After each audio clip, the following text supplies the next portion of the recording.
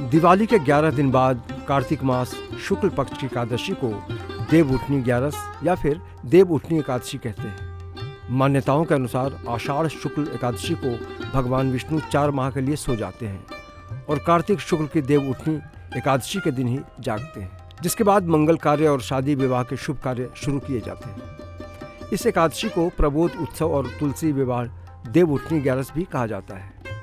मान्यता है कि भगवान विष्णु के सोने के पश्चात भगवान शिव पूरी व्यवस्था को संभालते हैं।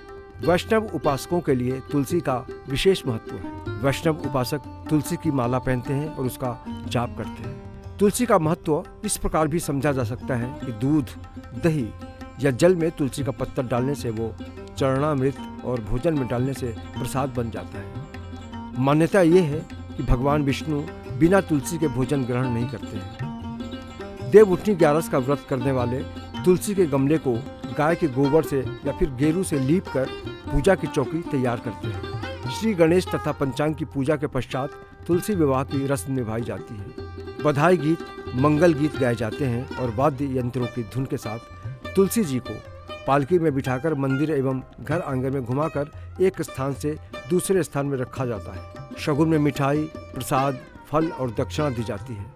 देव उठनी 11 की व्रत कथा के अनुसार प्राचीन काल में एक राजा था, जिसके राज्य में राजा के साथ साथ उनकी प्रजा भी एकादशी का व्रत रखती थी और उस दिन पशुओं को भी भोजन न देकर उपवास पर रखा जाता था। एक दिन राजा के पास एक व्यक्ति आया। उसने राजा से स्वयं को काम पर रखने की याचना की।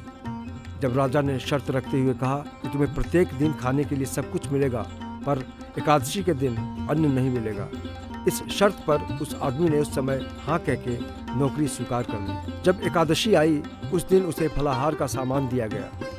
इसके बाद वो राजा के सामने गिड़गिड़ाने लगा कि इससे उसका पेट नहीं भरेगा और वो भूखा मर जाएगा। कृपा करके उसे अन्न दिया जाए। राजा ने शर्त याद दिलाई, पर वो अन्न के लिए जिद करने लगा। राजा ने उस पर दया खाकर उसे आटा, दाल, चावल और अन्य सामान दिए। वो आदमी अपने दैनिक कार्यों के अनुसार नदी पर पहुंचा और स्नान ध्यान करने के बाद भोजन पकाने लगा। भोजन तैयार होने के बाद वो ईश्वर को बुलाने लगा, आओ प्रभु, भोजन तैयार है। भगवान ने उसकी विनती स्वीकार की और पीताम्बर धारण किए भगवान चतुर्भुज रूप में उसके पास आए और भोजन करके अंतर ध्यान हो गए। वो आदमी भी भोजन करके अपने काम पर चला गया। 15 दिनों के बाद जब अगली एकादशी आई तब उसने राजा से 2 गुना सामान देने की विनती की। राजा ने कारण पूछा तो कहने लगा, भगवान भी मेरे साथ खाते हैं। उस दिन मैं भूखा रह गया था।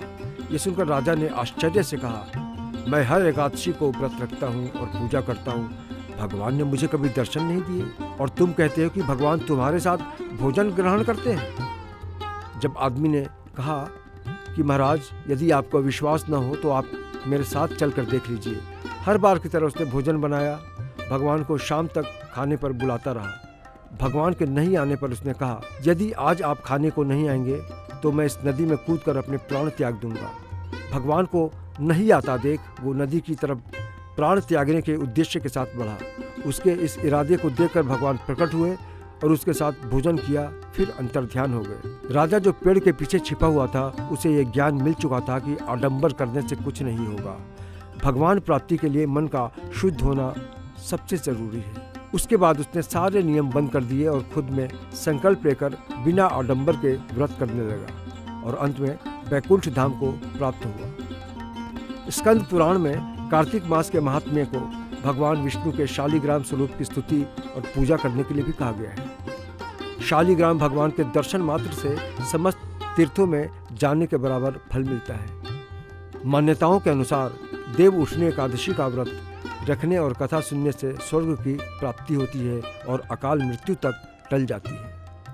भागवत गीता के अनुसार कार्तिक महीने में भगवान विष्णु को तुलसी पत्र अर्पण करने से 10,000 गायों के दान के समान फल निश्चित रूप से प्राप्त होता है।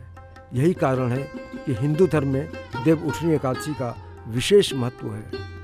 ब्यूरो रिपोर्ट के साथ अविंद्र आशुतोष, धर्माचरण, मुंबई।